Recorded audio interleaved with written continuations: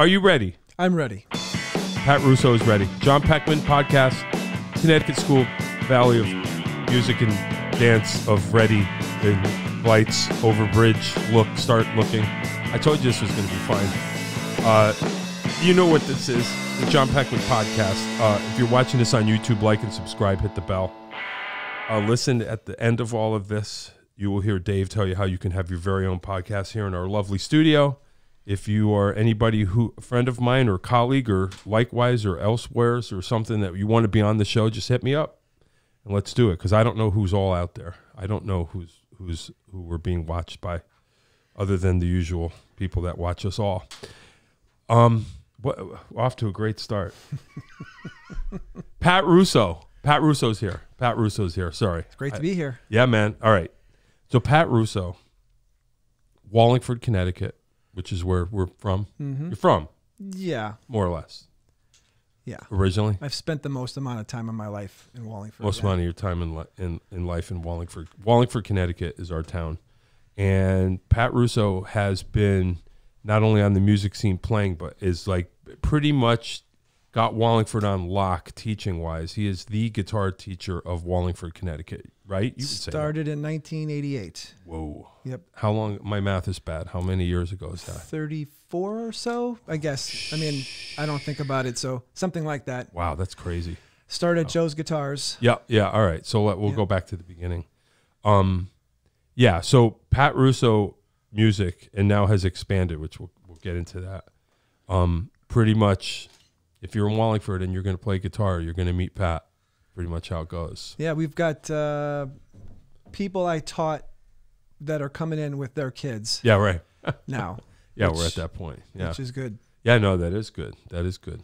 So I've always tried to make a family. It's been like trying to make something that's been a little more community-based and everyone's close and friends, and that's really all that really mattered to me. We're not getting rich, that's for sure. Right. Well, no. Nobody is, I guess. Some people are, but not us. Family and community was what all I was in it for. Yeah, why not? Why not? Take us back to how you got involved in music as a player and when you started teaching. We'll get to that. So starting off, I went to school in the Woodbridge area. Okay. My family's from Woodbridge, so we're growing up there, and interesting.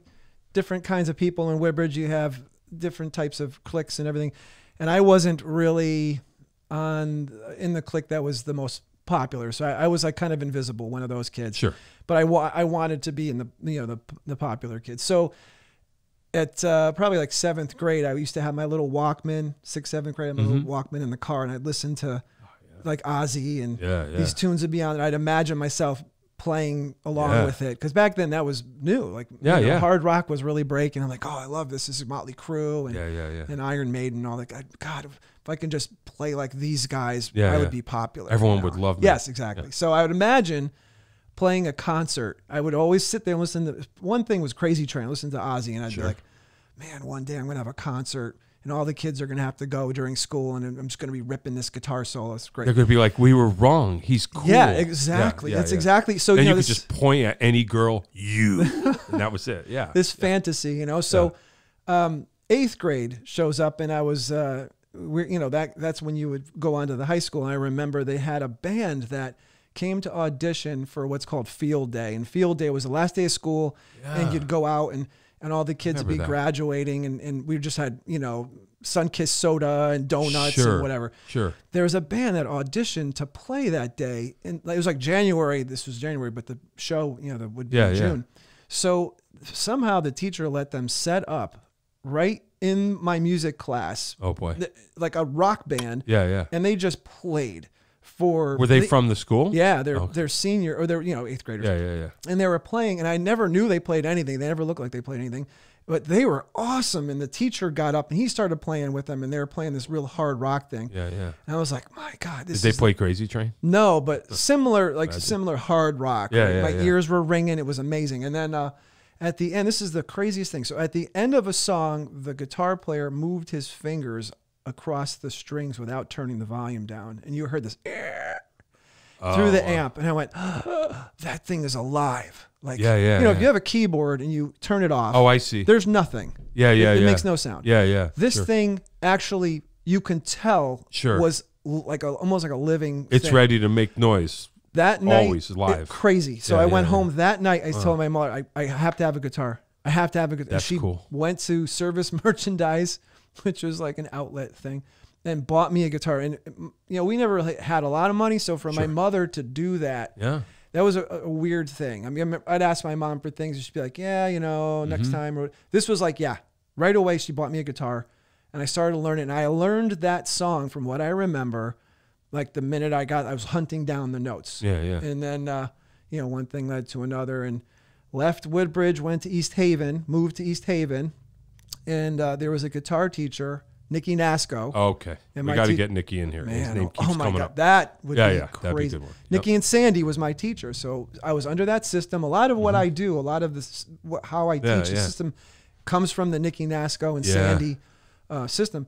So I would walk from my house to lessons, and so that's kind of how I started learning properly how to play guitar. Yeah. And then a friend of mine from school that was in the school, but we didn't hang out, all of a sudden moved next door kind of. Yeah. And he was like, "Oh, you want to form a band? I'll buy some drums." He bought some drums, and next thing you know, we were playing in a little band, and a year later we were playing shows, cover songs and stuff like that. Did your dream ever come true? Did you ever play at the... Okay. So... I got into, other bands from there, kind of moved up and changed bands and whatnot, and, formed my own original music band. And with Miles, we've met at my studio, his dad, Carlo, and we formed a band, and we were doing a lot of cool stuff. And one year, I think it was my junior year, I guess September, we had to go do an assembly. Yeah, yeah. And the assembly was the Army band. Oh, sure. The band, like a rock band. Sure. And they went up there and they played all these cover tunes. And I'm looking at my drummer at the time. I'm like, we can do this. Yeah, yeah, we should, we should do this. You're realizing the Army. We're as good as them already. Yeah. Well, no, you know what I mean? Like, we could do it. They were great. They were like, pros. But I was like, we could get up there. You know? Yeah. So that show. So you joined the Army. Yeah, yeah. And then everything, we learned everything. So after that show, we all filed out of the auditorium, and I caught the principal, directing traffic, every kid back to your class. And I, listen, you need to let us do this. We can do it. He's like, sure, you're all set. Come to my office. Also, you have a detention for stopping. Yeah. Also, we go to the office. He gives us 6th and 7th period before Christmas break. So this is September. So we had a few months. 6th and 7th period. We figure he would yank it from us the closer it got. Oh, wow. He never did. Never came to check on us to see if we were any good, ever. Wow. Just gave us the school, 6th and 7th period. Wow. And we did the show. And a lot of people, like Mark Ferraro was in there. He's a local guy. And my drummer. And Mike Duda was in there. Oh, wow. So we played the thing. And so there you go. And it was cool. And it went. It went well. It was chaos. So I had like a Spinal Tap moment for that show. So we did this twice. Did you do Stonehenge? Is that what you're going to do? No, but if you see the beginning of the movie, the bass player they're looking for the stage door. Yep. Okay. So we're in this is like the auditorium, but behind the auditorium are like, lavatories, and we're in there getting dressed, the disco thing. We're always getting dressed in the bathroom. So we're getting ready, and the other guys had wirelesses, so they ran out to go. They're going to come walking down the aisle of the auditorium. Oh, yeah, already shredding. And I'm like, no, I'm just going to walk up behind the stage. Sure. I have a cable. I'm going to just walk up. Sure. So they're gone. And I come out of they're up there. I can hear things are going. All of a sudden here, da-da, that's them, and the roar, it was like a coliseum. It was truly like, whoa. You got so scared you unplugged and ran away. I would have been like, I'm not even in the auditorium. I'm outside. So I go to get in, and the door is locked. Oh, no. Yeah. So the door to the auditorium is locked. They're already doing the thing. And you're supposed to come running out. Yeah. And I'm like locked out. It's a box. It's an auditorium. It's a box. It's all locked up. Forgot to. I'm pounding on the door. You can't hear because it's so loud. Oh no! Finally, they're like, something's wrong. Yo, So one of the where's guys Pat? who was helping us ran back, and there I was. I come running on stage late. That's funny. So we do the thing, and it was just chaos. But people rushed to the front, you know, and it was great, and you know, it was a good thing. The next year, though, we did it again, we did it in the gym. Yep. And we built like a stage, and we had a PA company come and built up these risers. I was walking up the aisle, you know, going out of the gym up to the main area of the school. And I remember a teacher walking down, talking to another teacher. You wouldn't believe what these kids got down there. We looked like Van Halen. Yeah. And you must have been so psyched. That went. It was a great show. It felt like we had it together. Yeah, and people. What were the set lists? Oh man.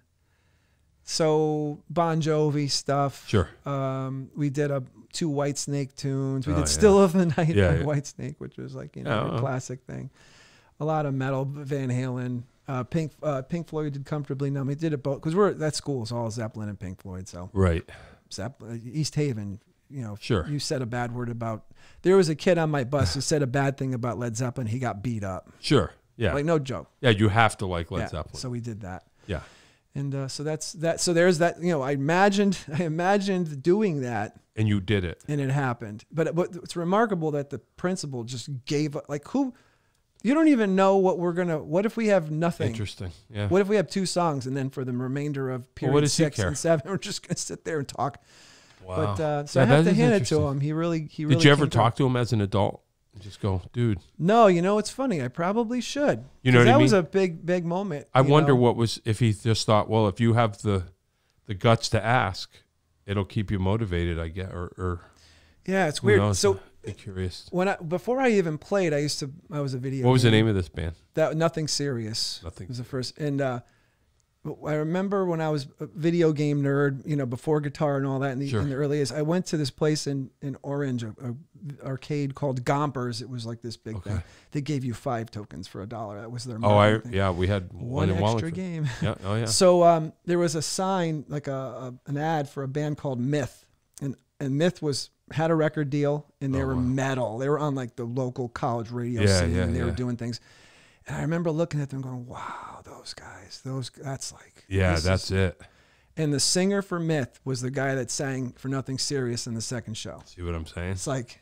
Dreams come crazy. true. And the drummer in that band was a guy who taught me music production. Yeah. Everything I know about recording records and doing stuff, I learned from him, Mark Minervini, the great Mark Minervini. Wow. And the bass player was on a couple of our tunes. So weird, like I didn't even play, but I saw that and thought to myself, man, if I could only be like those. And then you're playing a concert you dreamt about, and you look over and there's that guy. Sure. Singing, wow. So that's awesome. I've got it on YouTube. I've got to post the second one. Hey. So were you the lead guitarist? Yeah, and Mike Duda from Wasp is the bass player. Yeah, and I know then, Mike. Bob Schwartz was the singer from Myth, and then my drummer Jay and keyboard player Mark Ferraro. Wow. And so I have the second one. I have it up. I just have it like unlisted. I just need to make sure everybody wants me to post it. You know, before I. May I ask about your wardrobe? Okay. This is perfect, right? So. The first show was 87. Okay. Much different environment. If you watched MTV in 87, Poison, Stryper. And I remember Jay Wiggin was on your show and I watched and he's rattling off these same bands. I'm like, wow, he listened to them too. That's crazy. Yeah. So, oh boy. But it's like I'm putting this out there. There's no turning back. We had the spandex. I think I had a pair of red spandex. They were like zebra striped. With the white fringe that my mom sewed on the sides. Oh, yeah. And no shirt. I had a shirt. Oh, okay. Absolutely. I was never. Someone didn't. The drummer had no shirt. As the Nicky Nasco gave me his like green sequiny shirt he used to wear in the 70s. Oh yeah. And I wore that. Sure. So that summer, right after that show, that's next summer. Me and my drummer, we had a band. We used to be the Keg House. We played Skidders, it was called. Right, sure. And we were opening for a band, Mike Duda's band at the time. And we were dressed in a lot of that stuff. Sure. we went out there as an opening band and we were terrible. I felt, man, we were bad. And it was like a sea of people. We're not in high school anymore. Sea of people. We had a bad gig, and I'm looking at myself. I'm looking at how many people are looking at me going, you know what? I'm done with this. The next day we had a show and we changed the whole image. We went with just leather jackets or jeans. And for the second show, I'm wearing a jean jacket and jeans. Yeah, sure. Stop. Like, it only takes one embarrassing gig to go, what am I doing? Well, you're probably not alone. Everybody probably at the same moment were like, what are we doing? Well, some of my friends kept wearing that for a long time. Oh, really? I don't know. I don't know. It's hard to stand there in front of guys with a beer in their hand and you're wearing this thing and your hair is teased out and you're playing like crap. It's like, right. You're like, I'm a poser in this moment. Yeah, and like, a friend of mine came to my house that day and he said, why don't you guys just be yourselves? Yeah. I was like, no, man, this is showbiz. Well, Bon Jovi was starting to be, Dead or Alive, was starting to be themselves. Oh, we can just be ourselves. Yeah, and he was right. He was right. The next day, it's like, there's some you can always be a little showy, but you don't have to go. Yep. What do you know? You're seeing guys on TV and they're wearing MTV and they're wearing, the craziest things. David Lee Roth with half of his pants cut out. Sure. So Yeah. So you didn't do that. That came later in the disco band, which we will talk about. We will. So there you are, making dreams come true. Yeah, and then we did the originals thing for a while, and I loved it, and I switched bands and did some things, and then working at Joe's, I met Howard and Lori. Okay, so we'll just talk about Joe's real quick. Yeah. So in Wallingford, Connecticut, Joe Macaluso, the Joe Macaluso. Who knows when he passes through? We should get him in that chair. Yeah. Lots of stories. He tells me a lot of stories. He's got lots of stories. Yeah. But that was like the only music store in our town, that you could go and actually see guitars and talk about them and hang out. Yeah. That was like the place. Yeah. Would meet everybody.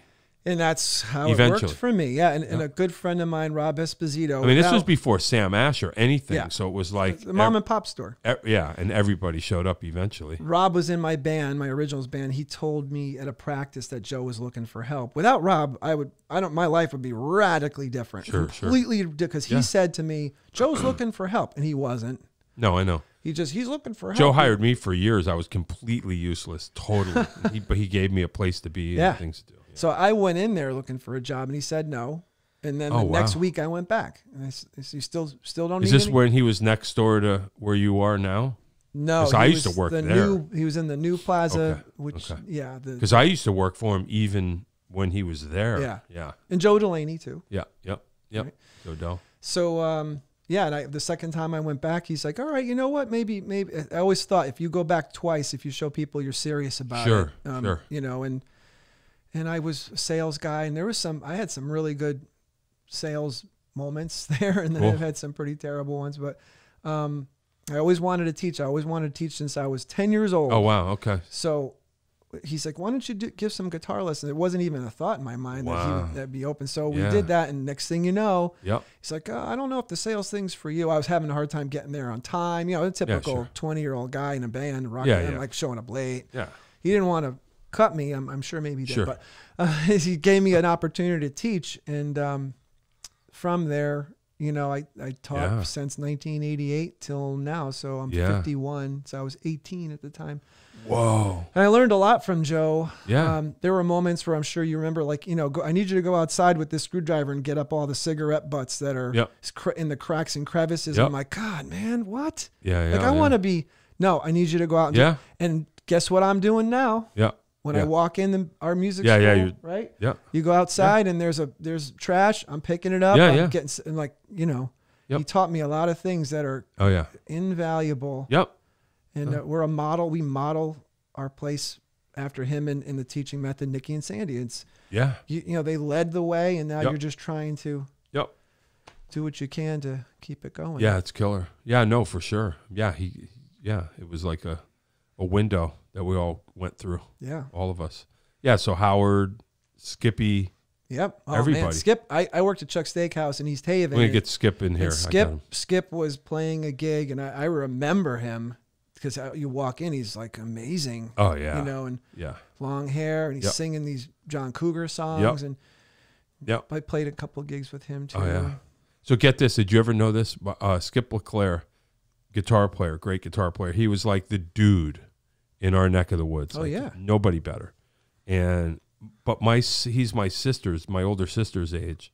And he used to, when my parents would leave, my sister was babysitting me, my house would become party house. And he was the dude with the guitar. Yeah. And I didn't figure it out until, I would always be like, oh, this guy's playing guitar. And he was always nice to me, was always cool. Nice to everybody. Yeah, yeah. And it was years later when I met him, I'm like, you're the guy that, because he remembered me and he goes, how's your sister? And I'm like, what? And I'm like, this is the dude with the guitar. Yeah. Yeah. That was me with him when he walked in. I'm like, you're the guy from Chuck's. Yeah, yeah. I remember him playing Little Wing. Yeah. To this day. So yeah. even now, when I see a guitar player playing that style, sure, I go, oh, that guy's good. Yeah. Because of him. Because I saw him do that at Chuck's. Yeah. And I worked so hard to learn how to play like that because of him. Yeah, yeah. Because it's a thing. Like right away, I go, that's good. That's important to play like that. Right. Yeah. And I couldn't do it for such a long. That was helpful for me working at Joe's with Joe and Mike Muscagna, the repair guy. Those guys were weathered musicians who can play. I was playing metal and rock, and it was not, I was not playing power chords and stupid stuff. And they're like, "Oh, you don't know any Cream, you don't." And so I, as a trying to be, keep up, I had to learn all that, and it changed my playing forever. Trying to do what not sound like a dope, For sure. Yeah. And so I learned a lot there too, playing wise. Yeah. But Howard shows up as a salesman. Howard Jeffries. Yeah, he's Howard been Satinsky, here. right? Yep. And we got to be friends. And one day he's like, "Oh, you should come play with me and Lori. We're going to form a band." Yeah. I'm like, "Well, great. What song so I could be ready?" It's the first cover gig I ever did. He goes, "No, just show up." Yeah. Like, no, you don't understand. Sure. I play original. We're prepared. Yeah, I got to rehearse. Yeah. So they made a cassette of a live performance. And just show up. We're not practicing. And I learned a ton. Sure. In that band, I played with you, Yep. Mo Potts. Yep. I played with BJ Zampa. Is he still around? I don't know, but think of the drummers I played with in that band. Yeah. And we played some. Lori's great singing and playing bass, and Howard singing and playing guitar, and I'm in the back. I went through that whole thing too, the Howard and Lori experience. Yeah. I remember one time I'm playing Cold Shot, and I look over. She's always next to me. And I look over at her, and she just starts laughing at me, like on stage. I'm like struggling to play this thing with this feel. Yeah. But in the end, she's like, "You really got it down." I have to, because I'm playing with you. I have to work on it, and I really did. I really was interested in trying to get it to sound. Sometimes that's the best way. Just pressure. That's what I did too. Just for laughing at me on stage. Yeah, being laughed at. But it was good. It was like and I would drive with them, so you hear stories. Yeah. And, so it was probably some of those stories were about me. Probably by then, I already been through that. No. Their whole system. No, it's so funny. Yeah, so cool. I learned a lot from him, and we did covers, and then from there I moved on to other cover things. A country band from there. Oh right, and that's Brian Caudle. Oh, so this is where it all ties together. So Brian, I did not know that. Brian Caudle is in my country band. Okay. That was tough. Country bands are tough. So one day he was in the disco band playing at the Chowder Pot, and he's like, "You need to come down and see us." And I never did see the disco band until my best friend was getting married. They had the wedding rehearsal dinner there, and they were there. Yeah. I'm like, holy cow, these guys are incredible. Yeah. Started following them around kind of like a groupie. I just loved them. Yeah. And one day I got a call. Ramon, God rest his soul. Sure. Yeah. He Carabello. He couldn't make a gig at the Chowder Pot. Oh boy! And here again, I was dreaming. Here's your chance. One day I'll play with these guys, and sure enough, that night I started learning the songs. On that goes morning. the wig. That morning, I'm learning the songs. Jay Wiggin came in at like 2:00. I canceled all my students on Saturday. Sure. He comes in. We're working, and that night we played the gig, and I became a sub. Sure. With them. Yep. Forever. Yep. Yeah. And I was thinking about all the guys in that band. My God. Yeah, Jay Wiggin, Mike Ringland. Oh, yeah, right. We played with you, Brian Caudle, John Corvo, holy cow. Right. Leave You. Yeah. Wow. I didn't know. Yep. Leave John You wore a Morello. wig? John Morello. No, he had a good look. He didn't wear, he was shaved head, so he had nothing. Oh, okay. But we had John Morello. Quite the outfits. Yeah. But that's such a great band, such great people in and out of that band. Yeah. And Danny Formica, one time we played. One time we played a show. We had 2 versions of that band. Oh boy. Because it was so popular, and they were up at Stowe playing a weekend. Sure. And we're playing a local gig at in here in Middletown, some kind of event. Yeah. And we were setting up with the banner, and somebody walks up, goes, "Hey, I saw you guys last night at Stowe. You're amazing." I'm like, yeah. Oh yeah, we're real tired. We drove all night. Finally, he comes walking over later. He's like, "You're not the band." He goes, "You better be good, or I'm going to let them know." Yeah. So it was me and Donahue. Oh wow. Yeah. And I forget who was on drums, but we had Danny Formica on vocals. Oh yeah, forget it. Came in from Los Angeles. Yeah, right, and killed it. Yeah. Jay Wiggin. Holy cow. Yeah. So that band. That's where I met Jay. That's the thing. Gig you're thinking of. This is where at that point you met Jay. Yep. You may have even been on that gig. Actually, you were on that gig. I remember that. No, we were playing some. It was like a college. Nope, that's coming. But it was like a museum, and they had multiple floors, and we were like on the 3rd floor, and it was some sort of fundraiser for something. And you were, because I remember Danny and you guys were talking a lot, and we were all hanging out. Oh, and, I don't remember this. So Jay was here the last time talking about a gig at Orono. I always want to tell this story. This is a John story. I don't know this. So you do. So we go to Orono, and they booked us to play, and there was a hockey game for the University of Maine, and we're playing in some ballroom. Yeah. And there's a hockey game going on. That I remember. No one's coming to us. It's me, you, and Donahue, Jay Wiggin. Edwin. Oh, wow. Yep. Yeah. And I think maybe Brian Kelly. Okay. All right. So wow, we play to literally nobody. Zero. But the guard. Yeah. And someone that was in charge of like getting the soft drinks. Yeah. We had a ball. That's it. Oh yeah. That was where me and Jay Wiggin, we both looked at each other like, "Who are you?" And I had been telling them about you. Yeah. That was when it happened. So we play the gig. Gig is over. They had given us rooms to stay at. Sure. This is so Peckman. Boy. I love this story about him. Uh-oh. We all go into John's room. He's like, come hang out. So we go into John's room. He has a duffel bag. Opens the duffel bag. There's a boom box. Yeah. In the boom box, is a CD player. He has just tons of CDs. Yeah, it's the way one by one, he's pulling them out and putting them in and playing one song. Listen to this. Yeah, you guys. He's telling us the whole backstory. This song came off of here. Boom, puts in it. Next song, takes it out, puts another one. Yeah. He was like a DJ all night, showing us all these great songs. And you're just trying to get out. You're like, no, it was amazing. Man. That was the best thing I remember of that gig is hanging out with you and like seeing how excited you are. And here you're doing the podcast and trying to educate it never people stops. Get the story out. Yeah, it never stops. But it was about what the song was. This is my duffel bag. Now this has more, you know what I mean? The world's biggest duffel bag. It was cool how I still used to bring the duffel bag here. Yeah, I remember that. Yeah, I couldn't get still I was always rolling with 30, 40 CDs at any given moment. There was a soundtrack for a Bollywood thing. Oh, yeah. And you held it up and you were reading the liner notes. Yeah, wait till you hear that. All the sounds that are the most pleasing to the ear. I remember. And he put it on. It was like, man, he takes the time to listen to all these songs and then he wants to share them to people. So there's a John Peckman story for you. I do remember that. And I remember that CD too. Yeah, me and Aunt Donahue were way into that. We were into that. All the songs he was most like busted pleasing out to the ear. Yeah, pleasing to the ear. Yeah. So. Yeah. And that's the disco band. The disco band, yeah, sure. Scott Olson Enterprises. Yep. Another. Yeah, he's on the list. Everybody's on the list. He's got lots of stories. Yeah. I had a disco story for you. On the way here, I was remembering something, but I can't remember it now. Disco stories. It was tons. Well, I never did disco hell, although I really wanted to. Oh boy. But lots of people in and out of. That's a whole different thing. Yeah. Ramon did that. He ended up doing that. Yeah. Yeah, because Jay Wiggin. Yeah. Yep. He was great. So you were teaching during all of this whole time? At Joe's. Yeah. You had your corner over there. Closet. Closet. Yeah. Yep. And for years. Yeah, we just did the lessons, nothing else. That's cool. Just me in there. And I had a couple guys in and out for a little bit, but it was mostly just me in there. Yeah. And we just stayed at it.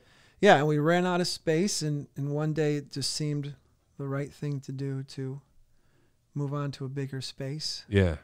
Joe's was my home. I still have a picture of Joe's in the school, Oh, yeah. Yeah. But Yeah, Joe's. so we did that, and So he eventually, so the original Joe sold to another Joe, and then they just sold. well, I worked for him more than the original Joe. Yeah, yeah, yeah. And we did our thing, and then we opened up, and I never wanted to own a school. Yeah, right. Why would you? Well, running a school, I just wanted to teach. Remember I said that? I just wanted to be a teacher. But Yeah. I'm not cut out to work for anybody else. It's really hard for me. So running a school is a whole nother thing. Yeah, yeah. And there's a lot of stress for me. You just decided you were like, I had to. I got to. Yeah, I had to do it because it was hard because I couldn't control it. I didn't want to have to lose control of my future or where I wanted to go with it if I had somebody else in charge. Yeah. So we opened it, but how long ago? 6 years and a couple months from now. Wow. Yeah. Yeah. But That was the big move. yeah. So now we have, we do everything, the bookkeeping and clean the place up and scheduling and taxes. Help me. All that stuff. And the website I do, and the marketing materials I do, and so the best thing that's happened is the band program. Yeah, yeah, yeah. I got pushed into that by a student that I was driving on Route 5, and some guy rolled up next to me. Hey, Pat, you remember me? He was a guy friend of mine, and he said, you got to have jams. I'm like, I'm not doing jams. Yeah, yeah, yeah. I ended up doing jams. And of course. Changed everything. Yeah, yeah. I'm doing the best work I've ever done in my whole life right now because we're teaching the kids. This is my soapbox, right? Yeah, no, hey. So I know I saw one time a really great teacher in our area. He's awesome. And I've given him students that I've moved on from me. Now I have Miles, so I give them to Miles. But I saw a post by him on Facebook that said, if your teacher can't tell you, and I'm paraphrasing, can't tell you what a minor 7/9 sharp 6 chord over a, then find another teacher. I'm like, I don't know what that is. Here's what I do. Kids come in, they want to learn a song. I teach them how the songs work, how to play the song, how the song was written. Yeah. We have recording gear. We actually have them write original material with the data that we give them. Sure. They learn how to play it in time. They learn the structures and everything. And then I put them in a band. Yeah. Not a revolving, like different kids get a turn. A band that they stay in. With the other, so you got to learn how to interact. Right. You got to learn to work together. Right. Because it isn't always good. Right. They always have to learn to work together. Sure. And that turned into like 11 bands. Wow. So we've got an all girls band. Eris, who's incredible. They're starting to play their first shows out of the school now. Whoa. Like they're getting calls from places. Can we have Eris come open for this band? Great. We've got a band of 10-year-olds. Then we've got high schoolers, middle schoolers, and adult bands. Yep. The adult bands have been great. We have a show coming up this Saturday. Adult women band. Yep. Yep. And anyone that wants to take a shot at learning how to do it, and we do it all. So when we're not working the lessons, which is all the time, overtime, we're there with the bands. Yep. And sometimes I have to play drums, sometimes I have to play bass, but we have it fully stocked, and they get gigs. We play Toads.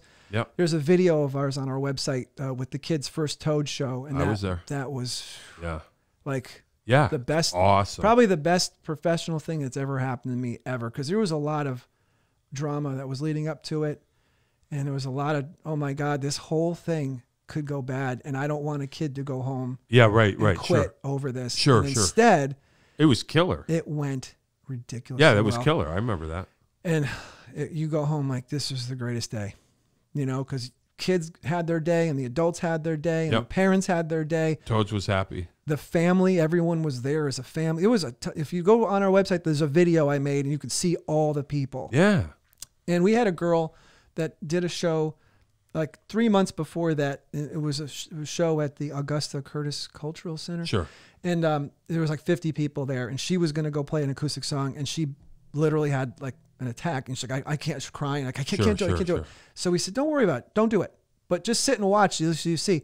And she got herself under control. She's like, I think I'm going to go up and try it. So she did that. 3 months later, she was the first person up in that Toad show. Right. 300 people. Yeah, right. And I told her, I said, Toads, it's it's off season. Sure. Maybe our parents will be, I don't know. Yeah, right. We don't know. The door opened, and I was hanging out with her, right, because I'm going to usher her up to get her set up. And the people are streaming in, and it's not stopping. And she's looking at me like, I'm like, look, just go up there and That's do so what you exciting. do. And she went up there like Yeah. like a soldier and just played her set. People are talking. That's the way it's going to be. Sea of heads. Yeah, yeah. She's just playing her tune. They went crazy clapping for her. Yeah. That's what I'm trying Trial to get by them fire. to do, right? Yeah, Teach yeah. them the song, get them to sing, and then put them in a position to take that Yep. and do that into the future. Yep. So my thing is, yeah, I may not know what the E7 sharp 9 6 flat 5 you thing, get there. but I'm not using that in these tunes. These kids Right. want to learn the Disney songs, or we're doing rock tunes, you know. Sure. You know, or we're trying to do more original stuff with the Yeah, kids, yeah. which is the thing. That's So, kind of what I do. The same thing. Even before I started working for you, I always gear it towards performance, just because I'm like, you know, we can go as deep as you want, but I'm just like, while you're here, while you're interested in this, let's get that going so Yeah. that you'll understand it. Like, oh, okay, this is, you get a taste of it. And then plus it's good for the parents too, because they understand it. They just go, yep. everyone's paying attention to my kid. My kid's happy doing something that they've never done. They're setting goals and reaching them. And you're like, this is what it's supposed to be. We have a lot of fun. That's what I'm mostly after. Yeah. Amity, my wife, has a student that's a younger kid, very young. And man, you can hear him singing away in the back, and the mom's looking where, you know, I can see everyone in the lobby, and I'm looking at the mom, and she's like, you know, this kid's having a blast every single week he comes in. Yeah, they're learning tunes. She runs them through the important stuff at the beginning, but when he does the tunes, he turns on. Yeah. Why? What else are we here for? Yeah, yeah, You know, what else are we here? But, you know, I was taught by Howard on the gigs. Now we're doing that with these kids. Right, right. And to see a band that we had, that the all girls band, the band Eris, the first practice we had, one of the girls, they were younger. Yeah, yeah. One of the girls literally started crying. It's like, I want to go home. Like so much pressure for her. Yeah, yeah, She sure. could, she's like, you know, and now she's up there. She's Yeah, She's got the look. She's got the gear. Yeah. She's playing Toads twice. Yeah. She's doing, you know, and she's like, Yeah. I'm just doing this thing. Why not? You know, Why not? Put it back together. Let's go back in there and get it done. And that band had a 9-year-old singer at the time. Wow. And she was the one at the Toad show that we have the video. Yeah. From. So Yeah. it's it's special to see it happen. Why and not? you had your student Ryan. Yeah, yeah. We just played the North Haven Fair. Yeah, yeah. With those bands, and Yeah. he came out like this. I can't do this. Yeah, right. He was really worried. Yeah, sure. I don't blame anybody. My God, it's Right. and he still went up there. Yeah. And boy, he did such a great job. Yeah, yeah. And the next day I called him mom, we're talking like, this is what we're here for. It's like you're helping a kid not just play a gig, but he's like, get the power Yeah, yeah. to do something he fears. Yeah. And it's, you know, you're a guy, he did such a good job. Yeah, yeah. And plus, like you say, I look at it like, it's not that you're totally protected, but, you know, you have your first gig be controlled, and it's people, like, no one's going to boo, or it's like, this is kind of safe to get your performance chops The fear of the unknown rather than us being laughed at, you know, on Yeah. stage or something. Yeah, the fear of We the unknown survived, is a but- gigantic thing. Yeah. You know, we all battle it with one thing or another. Sure. And Well, not me. I know everything, so. They have to learn how to cope with that, and they have been doing that. And you know, I Beautiful. have to give a shout out to all our teachers too, because I never wanted it to have my name on there. I wanted it to be something else. But what I saw was what we were talking about, multiple generations. I had guys when I was out there like, oh, we weren't sure if you were here or this other place. Right, so right, I put my name on it, Sure, so they sure. knew it wasn't Sure. the other place. Yeah. And that's fine. they would walk into another competitor, and that's cool. We Yeah, have plenty of room in Wallingford, plenty. So, Sure.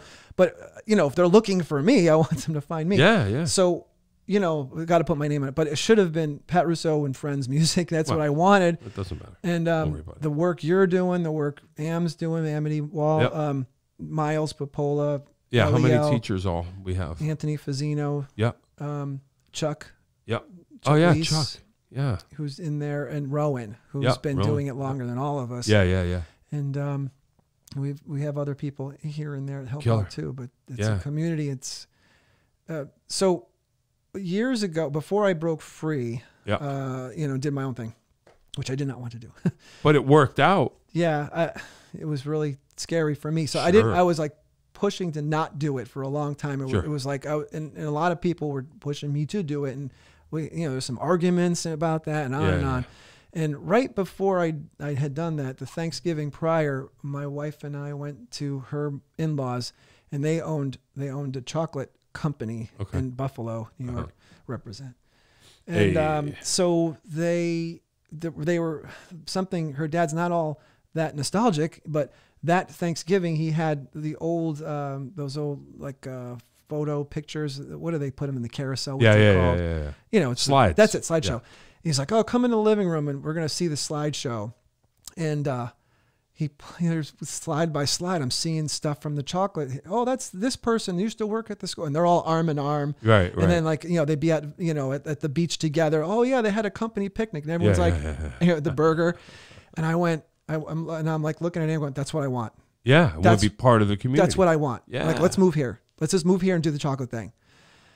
So it's like cooler heads prevailed. Because we couldn't do that. Do what you already do. Right. So when I moved to the new location, all of a sudden, one thing at a time, we got what I wanted, which was everyone's in this together. Yeah. The parents are in it with me. Yeah. And I can't tell you how much we all care. And the teachers are important that we get because we're all project and goal oriented. I don't think about, people laugh. It's like getting paid. It's like, oh yeah, I forgot. Like, I don't know. I'm not worried about that. I'm thinking about getting this thing done. Yeah.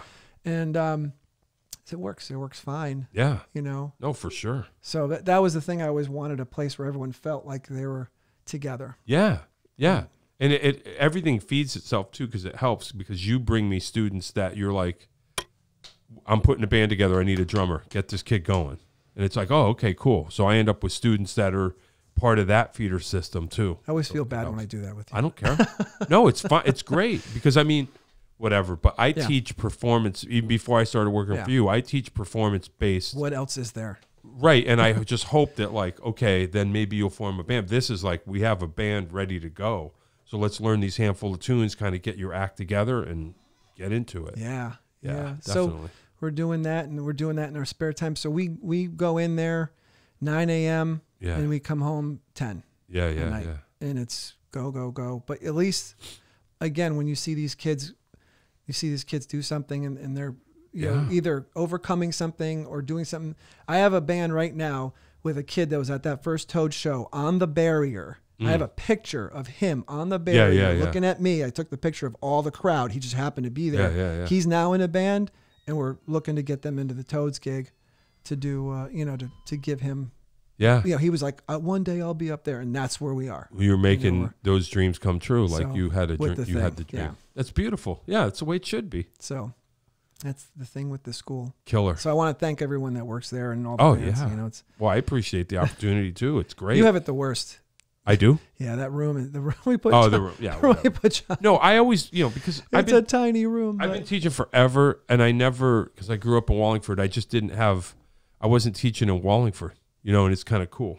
Like, all right, so now I'm kind of getting a little action in my hometown, which is nice. I always wanted a spot there, but there wasn't really, and also you created the spot because there wasn't much going on teaching wise. Oh, there's other schools. There is now. Yeah, there's people doing great work everywhere. Yeah. And so I'm competitive as a person as it is, but now my completely different thought. It's like, well, we're all here trying to do the same thing. Right. Then there's plenty to go around in the world, and there's people doing great things, and they all have their spots, and we need to work on that together. And, and it's been fine. It's been good. Yeah. It's once music isn't a competition, I just, remember that. It's like, as long as we're teaching everybody the right thing. Yeah. And it's great. And so it's been cool. There's a lot of lot going on in Wallingford. Yeah. Artistically. Yeah, I like it. I don't live there anymore lately, the last year and a half, but I'm glad to be part of it too. It's cool. Yeah. It's fun. It's a fun time. I think there's other than, we're back to doing the original music thing again. Oh yeah. And that's been good. So you and your wife have a thing.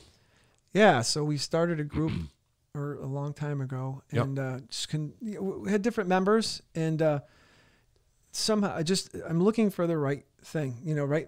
I've had great people play with us. It's just in my head.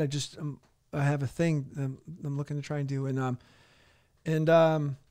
So we took a break. We bought, you know, we moved, we had bought a house and then we moved in and then we stopped doing music. Sure. We started the school. So yeah, so busy. Yeah. And we had some tunes that we never finished. And there was a time we were doing acoustic and I'm on acoustic guitar. She's on acoustic guitar. I have like a cajon with a kick drum on it. She's got the shaker on her back foot. And we're singing. It was like literally like, you know, jug band.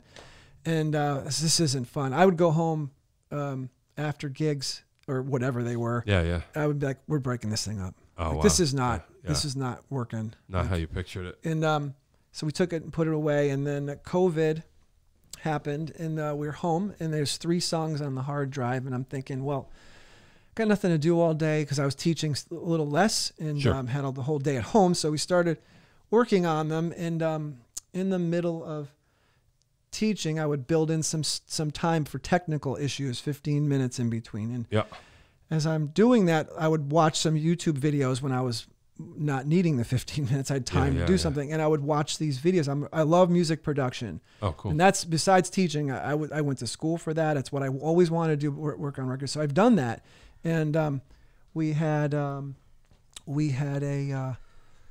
thank you so much. Hey, there you go.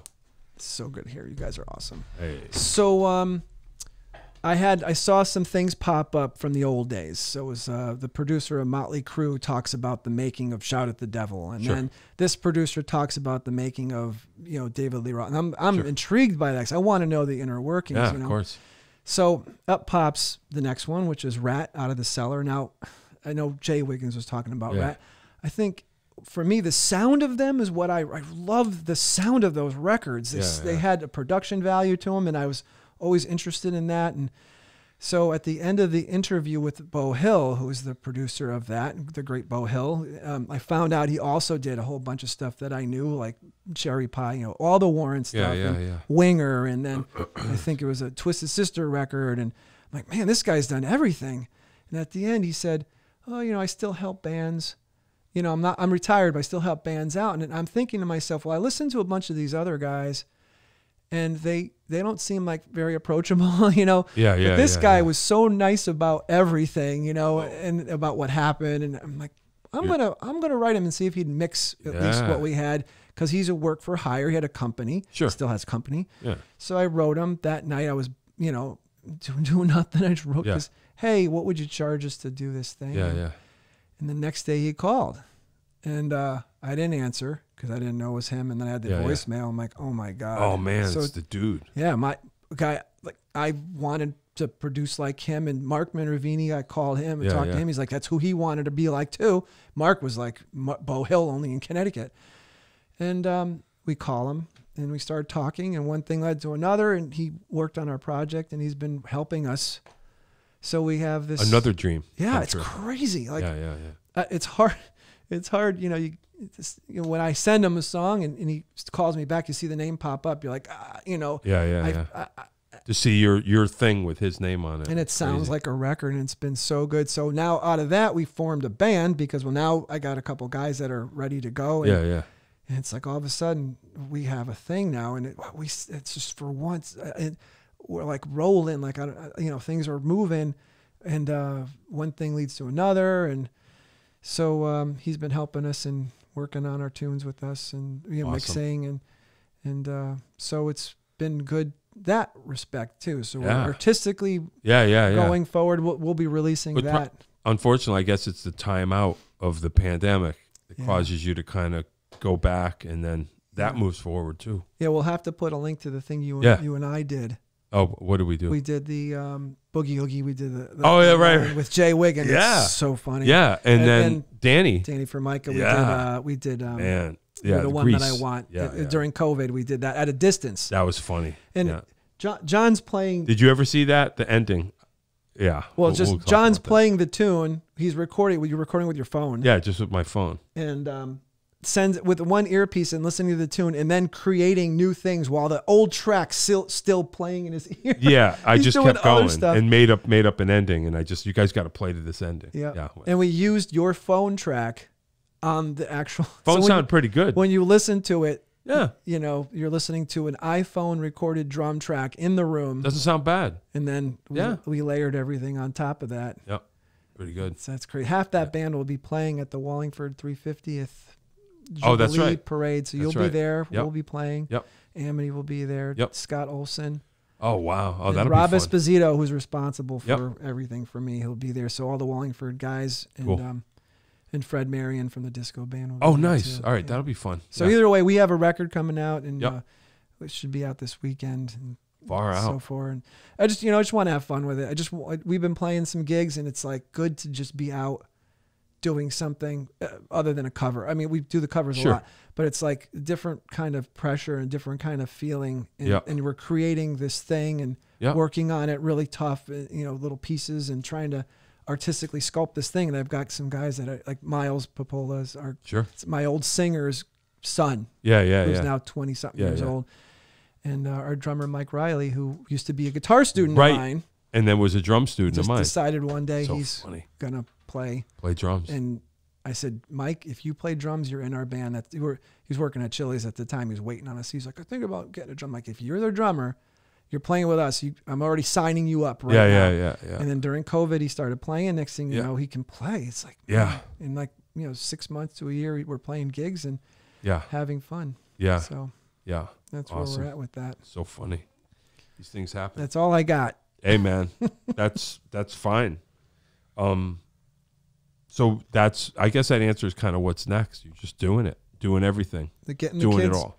getting the kids on stage, getting the Yeah. bands going, and getting our band Beautiful. to just play some gigs and stuff. Cool. The disco band thing, I remembered what it was. Yeah. So Wow.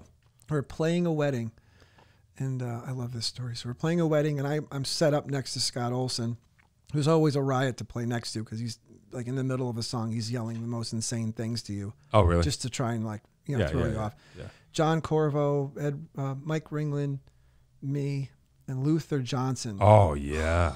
Oh, yeah. Forget Dude. it. Yeah. Luther's, yeah, he's the most talented. One time guy they in the world. they were playing, and I was on guitar and Luther was singing, and he said, "Can I play guitar?" Yeah, of course. Yeah, right. Here's my guitar. Yeah. And And yeah. they busted into Purple Rain. Yeah, he's amazing. Yeah. Purple Rain, Yeah. and it was Yeah. Like, Luther, yeah. he's- goosebumps. Like this is the greatest.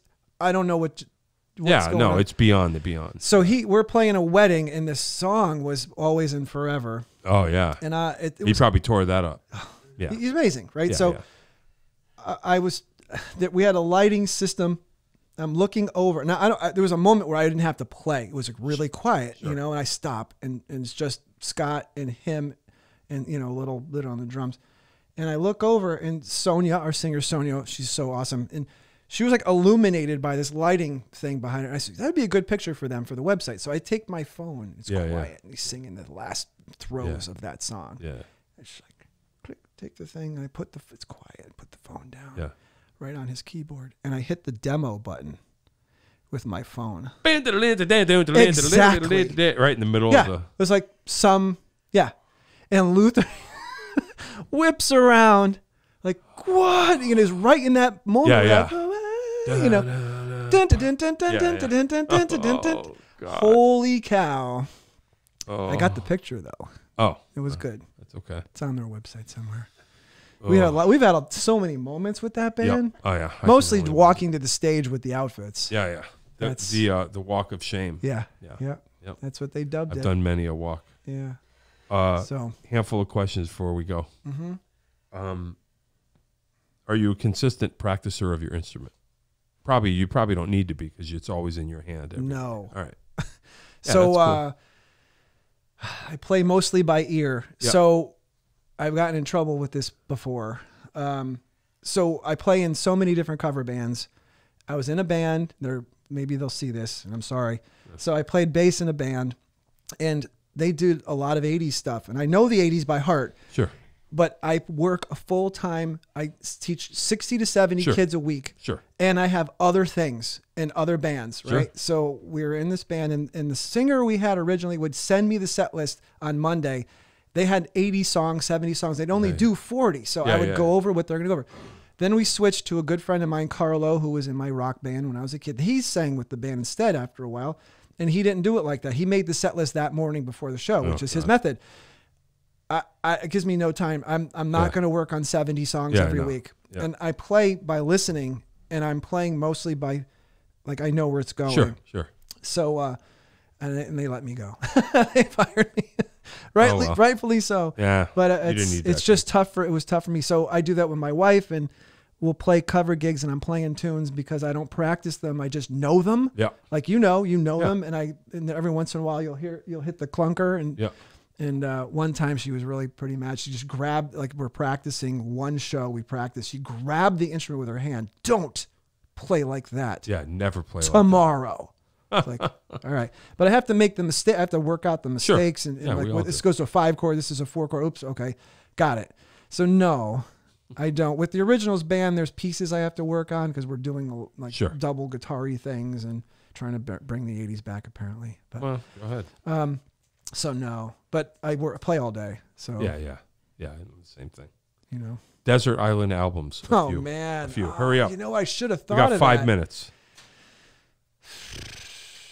You're already thinking. No, too much. It's too tough. I don't.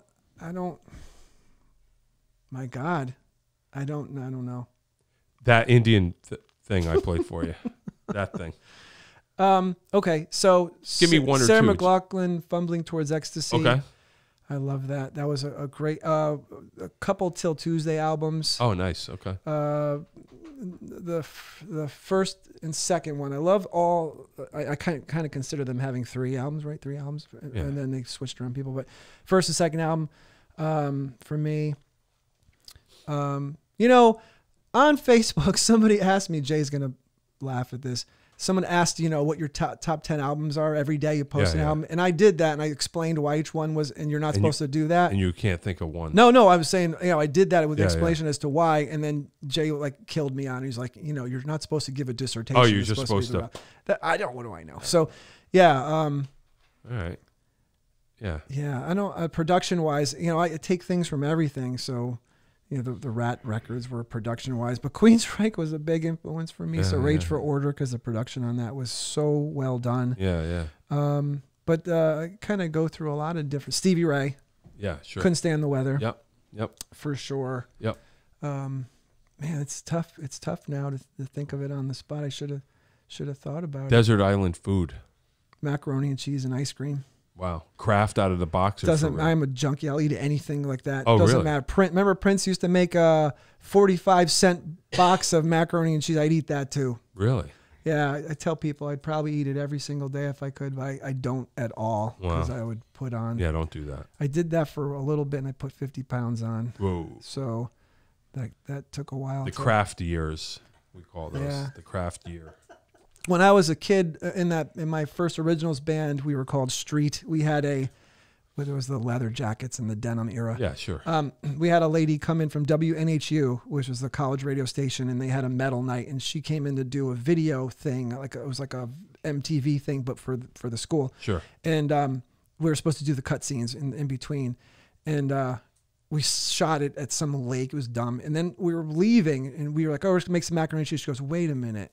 Let's do that all over, but instead, you guys can cut scene each step of making macaroni and cheese." Oh, cool! And it's on YouTube. If you look up Street, there's macaroni and cheese, and it was pretty good. You know, that's funny because there's 2 different types of people: the dry dust macaroni and cheese, where you put very little butter and very little milk, or you put a lake.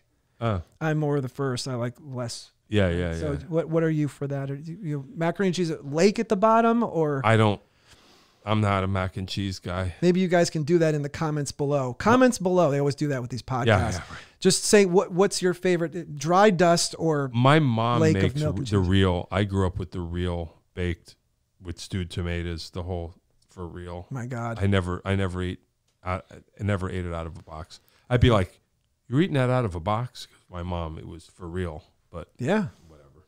Yep. Whatever. All right, we got to go. And on that. Yeah. You're like, I don't have anything to talk about. And we're like, awesome. Thank you so much. Yeah. I'm glad to finally get you here. You know, it's great to be here. Yeah. The only reason Pat could show up is because there was no shows. There was in your a band. schedule. One of our we'd never even get literally you. One of our bands couldn't make it tonight. Yep. I'm like, tonight's the night. That's all right.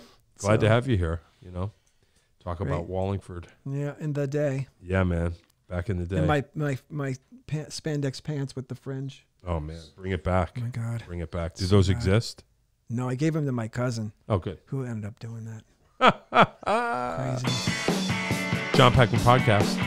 Connecticut Valley School of Music and Dance, beautiful downtown Portland, Connecticut. Come over the bridge, go through one set of lights, start looking left, right? That's exactly how it was. Mm-hmm. Listen, Dave will tell you how to have your very own podcast. We have Pat Russo, Wallingford's premier guitar teacher, the Pat Russo Music School of Music. Pat Russo Music. Yep. Pat Russo Music. Route 5 Wallingford. Come check us out. Listen, Dave will tell you how to have your own podcast. Thank you, kids. That is all. If you'd like to start your own podcast, give us a call at Connecticut Valley School of Music and Dance. Our professionally designed podcast space is here for all your recording needs. Rent out our studio to do interviews with up to 4 people, to record audiobooks, social media content, and all other recorded material. Our rentals include a private studio along with our professional-grade podcasting equipment, and we can customize your output to whatever your needs are. We also have green screen capabilities, which will expand to video capability if you so wish. So check us out here at convalley.net.